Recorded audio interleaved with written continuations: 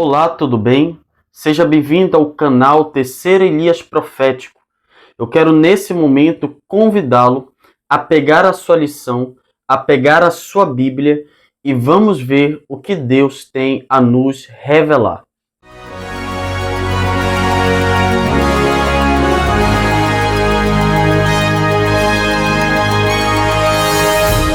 Vamos iniciar a lição de número 7, que vem com o seguinte tema: o Jardim do Getsêmani.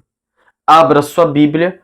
No Evangelho de Mateus, capítulo 26, nós iremos ler os versos 39 a 41. E a palavra do Senhor nos diz o seguinte: indo um pouco mais adiante, prostrou-se com o rosto em terra e orou: meu Pai, se for possível, afasta de mim este cálice. Contudo, não seja como eu quero, mas como tu queres. Depois voltou aos seus discípulos e os encontrou dormindo. Vocês não puderam vigiar comigo nem por uma hora? Perguntou a Pedro. Vigiem e orem, para que não caiam em tentação. O espírito está pronto, mas a carne é fraca. Este é um dos relatos mais conhecidos entre os cristãos. É o contexto em que Cristo entra dentro do jardim do Getsêmani para clamar ao Pai poder e força para poder cumprir a missão. Mas é interessante é que quando você analisa de uma forma profunda o jardim do Getsêmani, o relato onde perpassa por esse jardim, você se depara com o silêncio estranho de Jesus. Ellen White tem um comentário muito interessante que se encontra no livro O Desejado de Todas as Nações, página 550. Ela vai dizer o seguinte acerca de Cristo: estranhamente ficou em silêncio. Por que no decorrer entre o cenáculo e o Getsêmani, por que Jesus permaneceu em silêncio? Por quê? Na mesma página 550 do livro O Desejado de Todas as Nações, Ellen White diz: quando se aproximaram do jardim, os discípulos notaram a mudança que havia ocorrido em seu mestre. Nunca antes o tinham visto tão extremamente entristecido e silencioso. À medida que andava, mais se aprofundava essa estranha tristeza. Por que Jesus foi tomado por essa tristeza? Pelo seguinte motivo: porque o pecado estava tomando conta do nosso mestre. E por conta disso, o nosso mestre estava bebendo o cálice da ira de Deus. É por isso que Jesus chega diante dos discípulos e ele diz: a minha alma está profundamente abalada, está profundamente angustiada, porque o peso do pecado estava caindo sobre os ombros de Cristo. E Cristo estava bebendo a ira do Pai, o vinho da ira do Pai. O apóstolo Mateus, explicando de uma forma mais profunda essa angústia, essa tristeza, essa experiência, no capítulo 26, versículo 56, Mateus vai dizer o seguinte: tudo isto, porém, aconteceu para que se cumprissem as escrituras dos profetas. Por que Jesus precisou passar por essa experiência? Porque isso já havia sido profetizado pelos profetas. Então Jesus estava cumprindo a profecia. Era por isso que era necessário Cristo sofrer E o sofrimento de Cristo não começa na casa de Anás e Caifás. Não começa com Pôncio Pilatos. O sofrimento de Cristo não começa na cruz, não. O sofrimento de Cristo começa no Getsêmani. O Getsêmani é o cerne, é o palco do conflito em extremo. Indo de uma forma mais profunda, o cálice amargo, é interessante que Cristo, no momento de dor, de sofrimento, de angústia, ele pede para que 3 homens se unissem a ele em oração. Quem são esses homens? Pedro, Tiago e João. Isso você pode encontrar em Mateus capítulo 26, versos 36 e 37. O mestre ansiava com que eles suplicassem ao Pai para que o Pai concedesse força ao seu filho.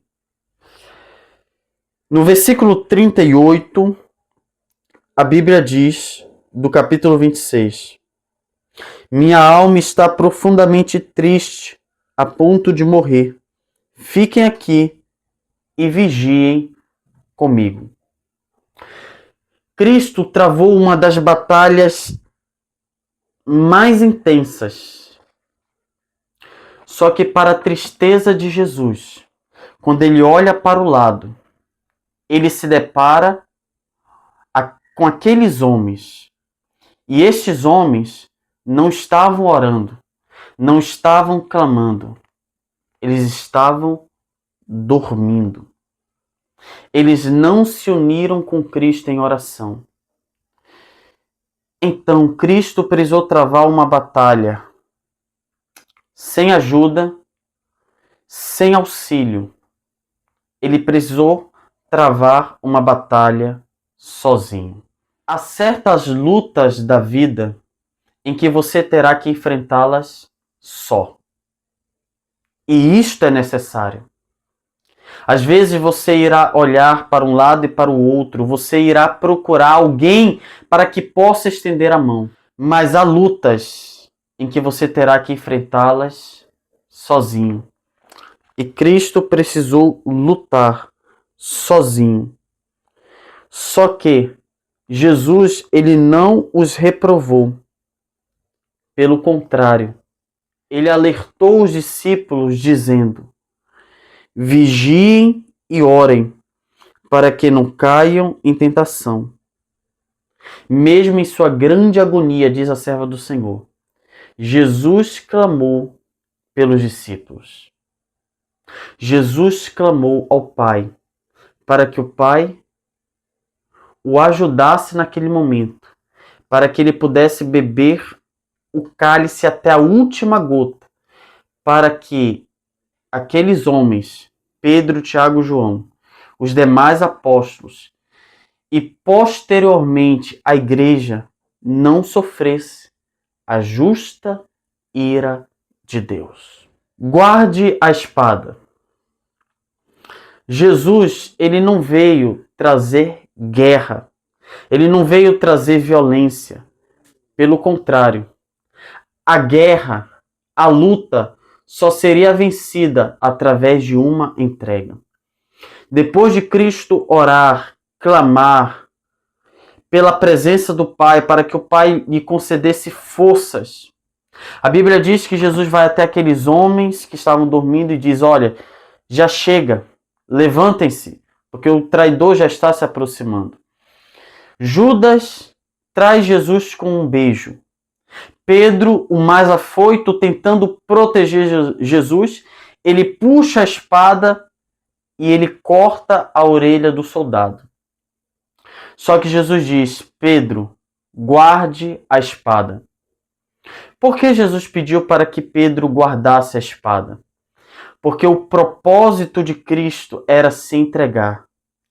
Há guerras em que você não vence através da luta ou da espada ou através das armas, mas através do amor e da entrega. E era isso que Cristo queria ensinar aos discípulos.